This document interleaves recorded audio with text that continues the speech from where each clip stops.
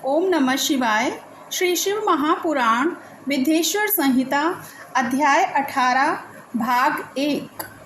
बंधन और मोक्ष का विवेचन, शिव पूजा का उपदेश, लिंग आदि शिव पूजन का विधान, भस्म के स्वरूप का निरूपण और महत्व, शिव एवं गुरु शब्द की व्युत्पत्ति तथा शिव के भस्म धारण का रहस्य। ऋषि बोले, सर्वज्ञों में श्रेष्ठ सूत जी, बंधन और मोक्ष का स्वरूप क्या है, यह हमें बतलाइए। तो सूत जी ने कहा, महर्षियों, मैं बंधन और मोक्ष का स्वरूप तथा मोक्ष के उपाय का वर्णन करूँगा, तुम लोग आदरपूर्वक सुनो। जो प्रकृति आदि 8 बंधनों से बंधा हुआ है वह जीव बद्ध कहलाता है, और जो उन 8 बंधनों से छूटा हुआ है उसे मुक्त कहते हैं। प्रकृति आदि को वश में कर लेना मोक्ष कहलाता है। बंधन आगंतुक है और मोक्ष स्वतः सिद्ध है। बद्ध जीव जब बंधन से मुक्त हो जाता है तब उसे मुक्त जीव कहते हैं। प्रकृति, बुद्धि, त्रिगुणात्मक अहंकार और 5 तन्मात्राएं, इन्हें ज्ञानी पुरुष प्रकृत्याध्यष्टक मानते हैं। प्रकृति आदि 8 तत्वों के समूह से देह की उत्पत्ति हुई है। देह से कर्म उत्पन्न होता है और फिर कर्म से नूतन देह की उत्पत्ति होती है। इस प्रकार बारंबार जन्म और कर्म होते रहते हैं। शरीर को स्थूल, सूक्ष्म और कारण के भेद से 3 प्रकार का जानना चाहिए। स्थूल शरीर जागृत अवस्था में व्यापार कराने वाला, सूक्ष्म शरीर जागृत और स्वप्न अवस्थाओं में इंद्रिय भोग प्रदान करने वाला तथा कारण शरीर सुषुप्तावस्था में आत्मानंद की अनुभूति कराने वाला कहा गया है। जीव को उसके प्रारब्ध कर्मानुसार सुख दुख प्राप्त होते हैं। वह अपने पुण्य कर्मों के फलस्वरूप सुख और पाप कर्मों के फलस्वरूप दुख का उपभोग करता है। अतः कर्म पाश से बंधा हुआ जीव अपने त्रिविध शरीर से होने वाले शुभाशुभ कर्मों द्वारा सदा चक्र की भांति बारंबार घुमाया जाता है। इस चक्रवत भ्रमण की निवृत्ति के लिए चक्रकर्ता का स्तवन एवं आराधन करना चाहिए। प्रकृति आदि जो 8 पाश बतलाए गए हैं उनका समुदाय ही महाचक्र है, और जो प्रकृति से परे हैं वे परमात्मा शिव हैं। भगवान महेश्वर की प्रकृति आदि महाचक्र के कर्ता हैं, क्योंकि वे प्रकृति से परे हैं। जैसे बकायन नामक वृक्ष का थाला जल को पीता और उगलता है, उसी प्रकार शिव प्रकृति आदि को अपने वश में करके उस पर शासन करते हैं। उन्होंने सबको वश में कर लिया है, इसीलिए वे शिव कहे गए हैं। शिव ही सर्वज्ञ, परिपूर्ण तथा निष्प्रिय हैं। सर्वज्ञता, तृप्ति, अनादि बोध, स्वतंत्रता, नित्य अलुप्त शक्ति से संयुक्त होना और अपने भीतर अनंत शक्तियों को धारण करना, महेश्वर के इन 6 प्रकार के मानसिक ऐश्वर्यों को केवल वेद जानता है। अतः भगवान शिव के अनुग्रह से ही प्रकृति आदि 8 तत्व वश में होते हैं। भगवान शिव का कृपा प्रसाद प्राप्त करने के लिए उन्हीं का पूजन करना चाहिए। यदि कहें शिव तो परिपूर्ण हैं, निष्प्रिय हैं, उनकी पूजा कैसे हो सकती है, तो इसका उत्तर यह है कि भगवान शिव के उद्देश्य से उनकी प्रसन्नता के लिए किया हुआ सत्कर्म उनके कृपा प्रसाद को प्राप्त कराने वाला होता है। शिवलिंग में, शिव की प्रतिमा में तथा शिव भक्तजनों में शिव की भावना करके उनकी प्रसन्नता के लिए पूजा करनी चाहिए।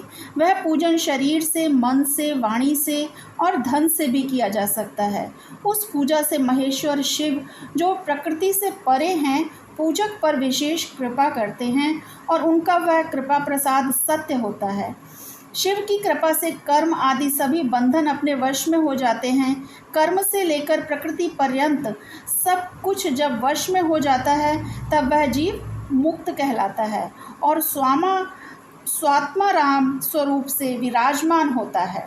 परमेश्वर शिव की कृपा से जब कर्म जनित शरीर अपने वश में हो जाता है तब भगवान शिव के लोक में निवास का सौभाग्य प्राप्त होता है। इसी को सालोक्य मुक्ति कहते हैं। जब तन्मात्राएं वश में हो जाती हैं तब जीव जगदम्बा सहित शिव का सामीप्य प्राप्त कर लेता है। यह सामीप्य मुक्ति है। उसके आयुध आदि और क्रिया आदि सब कुछ भगवान शिव के समान हो जाते हैं। भगवान का महाप्रसाद प्राप्त होने पर बुद्धि भी वश में हो जाती है। बुद्धि प्रकृति का कार्य है, उसका वश में होना सृष्टि मुक्ति कहा गया है। पुनः भगवान का महान अनुग्रह प्राप्त होने पर प्रकृति वश में हो जाएगी। उस समय भगवान शिव का मानसिक ऐश्वर्य बिना यत्न के ही प्राप्त हो जाएगा। सर्वज्ञता और तृप्ति आदि जो शिव के ऐश्वर्य हैं, उन्हें पाकर मुक्त पुरुष अपने आत्मा में ही विराजमान होता है। वेद और शास्त्रों में अविश्वास रखने वाले विद्वान पुरुष इसी को सायुज्य मुक्ति कहते हैं। इस प्रकार लिंग आदि में शिव की पूजा करने से क्रमशः मुक्ति स्वतः प्राप्त हो जाती है। इसलिए शिव का कृपा प्रसाद प्राप्त करने के लिए तत्संबंधी क्रिया आदि के द्वारा उन्हीं का पूजन करना चाहिए। शिव क्रिया, शिव तप, शिव मंत्र जप, शिव ज्ञान और शिव ध्यान के लिए सदा उत्तरोत्तर अभ्यास बढ़ाना चाहिए। प्रतिदिन प्रातः काल से रात को सोते समय तक और जन्म काल से लेकर मृत्यु पर्यंत सारा समय भगवान शिव के चिंतन में ही बिताना चाहिए। सद्यो जातादि मंत्रों तथा नाना प्रकार के पुष्पों से जो शिव की पूजा करता है वह शिव को ही प्राप्त होगा।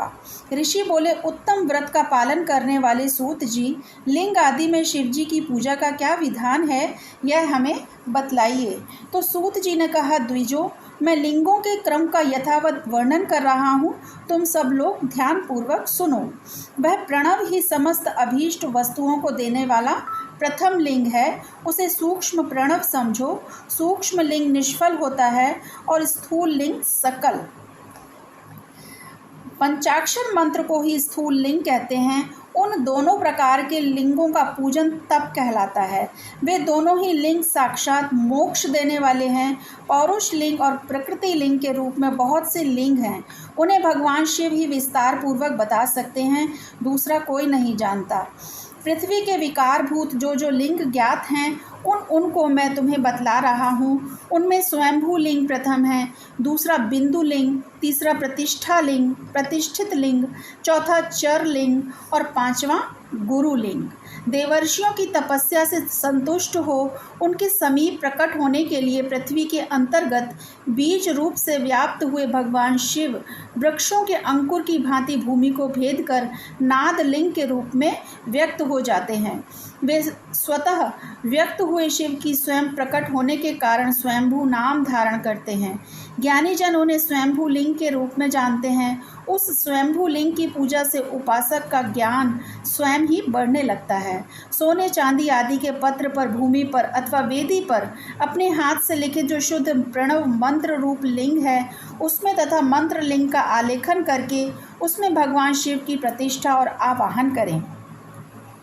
ऐसा बिंदु नादमय लिंग स्थावर और जंगम दोनों ही प्रकार का होता है। इसमें शिव का दर्शन भावनामय ही है, ऐसा निस्संदेह कहा जा सकता है।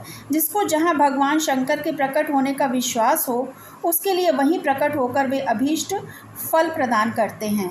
अपने हाथ से लिखे हुए यंत्र में अथवा अकृत्रिम स्थावर आदि में भगवान शिव का आवाहन करके 16 उपचारों से उनकी पूजा करें। ऐसा करने से साधक स्वयं ही ऐश्वर्य को प्राप्त कर लेता है और इस साधन के अभ्यास से उसको ज्ञान भी होता है। देवताओं और ऋषियों ने आत्मसिद्धि के लिए अपने हाथ से वैदिक मंत्रों के उच्चारण पूर्वक शुद्ध मंडल में शुद्ध भावना द्वारा जिस उत्तम शिवलिंग की स्थापना की है, उसे पौरुष लिंग कहते हैं तथा वही प्रतिष्ठित लिंग कहलाता है। उस लिंग की पूजा करने से सदा पौरुष ऐश्वर्य की प्राप्ति होती है। महान ब्राह्मण और महाधनी राजा किसी कारीगर से शिवलिंग का निर्माण कराकर जो मंत्र पूर्वक उसकी स्थापना करते हैं, उनके द्वारा स्थापित हुआ वह लिंग भी प्रतिष्ठित लिंग कहलाता है, किंतु वह प्राकृत लिंग है, इसलिए प्राकृत ऐश्वर्य भोग को ही देने वाला होता है। जो शक्तिशाली और नित्य होता है उसे पौरुष कहते हैं तथा जो दुर्बल और अनित्य होता है वह प्राकृत कहलाता है। ओम नमः शिवाय।